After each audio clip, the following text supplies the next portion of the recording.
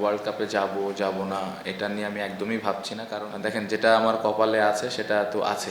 এই ফরম্যাটটা তো একটু আলাদা, আমার মনে হয় প্রত্যেকটা ফরম্যাটের জন্য আলাদা আলাদা প্রিপারেশন থাকে। সো এই ফরম্যাটটা খেলার আগে, এই টুর্নামেন্টটা খেলার আগে প্রিপারেশনের জায়গায় আমি বলবো যে ভালোভাবে প্রিপারেশন নিয়েছি, স্টার্টটা ভালো হয়েছে, বাট এগেন আরও কীভাবে কনসিস্টেন্টলি খেলতে পারি এটা ইম্পর্টেন্ট। বাট আমি বলবো যে যতটুকু প্রিপারেশন নিয়েছি আমার মনে হয় যে ভালো প্রিপারেশন নিতে পেরেছি। আপনি গত সেঞ্চুরি করছেন, আজকেও ভালো স্টার্ট পাইছেন, আপনার কি মনে হয় যে বিপিএল দিয়ে আপনি কামব্যাক করতে পারবেন বা ওয়ার্ল্ড কাপে নির্বাচকদের একটা আস্থার জায়গায় আসতে পারবেন? আমি অনেস্টলি এই টুর্নামেন্টটা খেলছি, খেলাটা এনজয় করছি। সিলেকশন ওয়ার্ল্ড কাপে যাব যাব না এটা নিয়ে আমি একদম, কারণ এটা আমার পার্ট না।